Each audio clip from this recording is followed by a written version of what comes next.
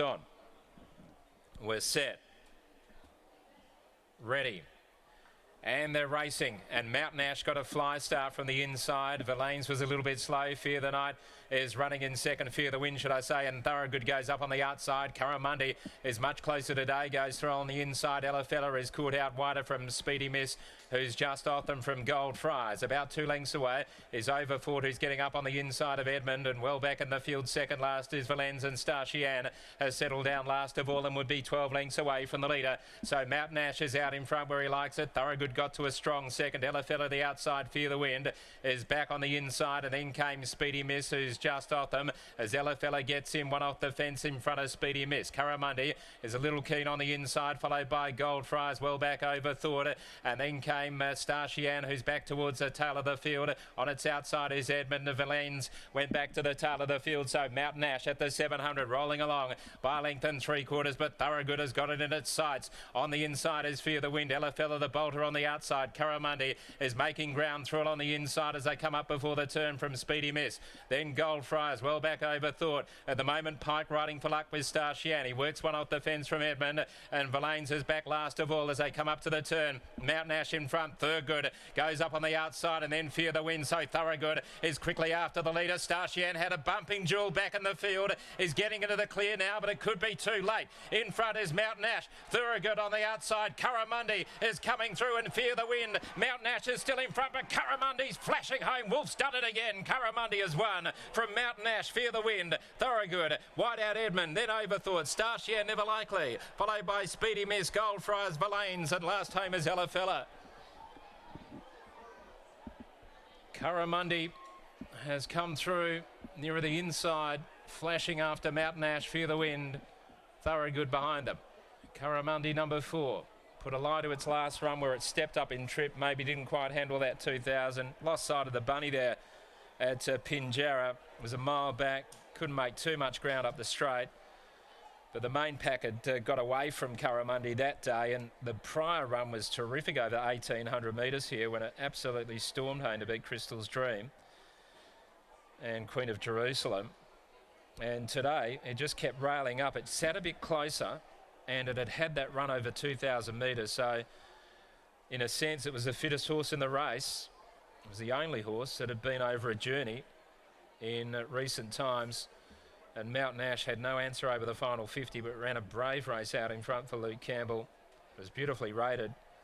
And Stevie Wolf, another winner at Ascot for Steve. Sean McGruddy with a very nice ride.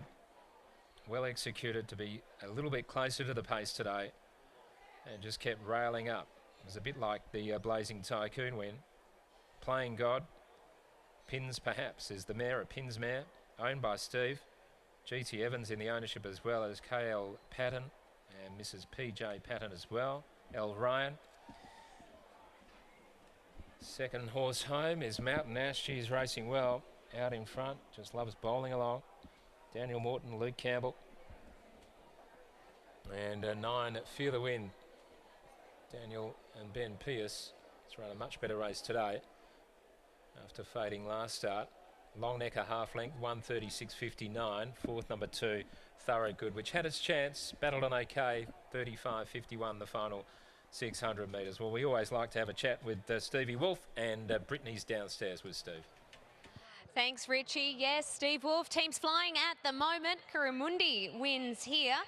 2,000 metres 2 weeks ago at Pinjarra. What did you make of that run? They couldn't come from behind that day, and I'll take all the credit for this one.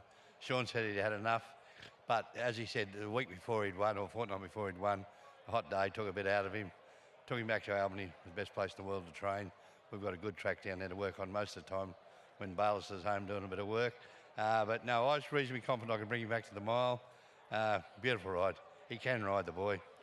He's very lucky I'm so loyal, and I'm lucky he's so loyal. It's a really good training effort then, because Shooter even said to the stewards after that last run that he just felt that bit flat. What has those 2 weeks looked like in Albany then in terms of just freshening him up and getting him from 2,000 back to a mile today as well? It's looked pretty easy to me at the moment, and that's why Albany's so good.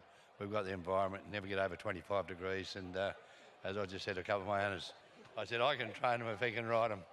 So I'm pretty happy. Just come in and said a little hello here, the horse, as we stand right here at the winner's stall. Do you use the beach there in Albany, or is it mainly just freshening him up on the track there? No. We use the beach all the time. Occasionally have a gallop twice a week at the track, but most of the time we're beach orientated.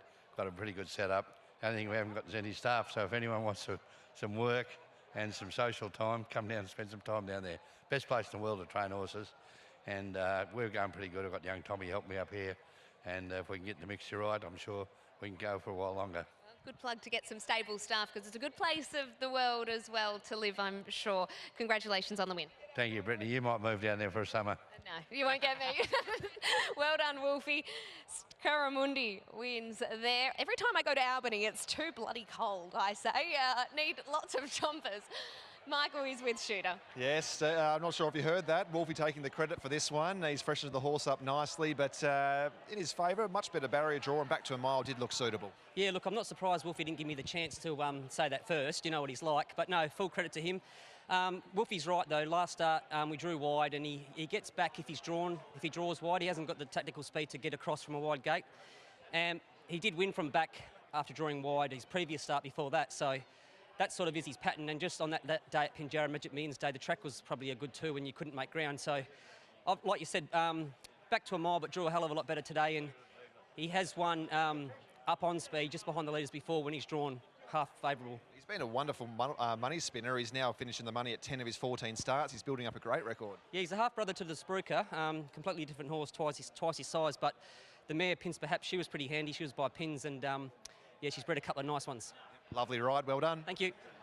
There is Sean McGrady combines with Steve Wolf, and I don't know if we'll ever get an interview between the two of them where they don't just give each other a clip on the way through, but it wouldn't be them without that. CURRIMUNDI takes out race number 8. One more to come here at Ascot.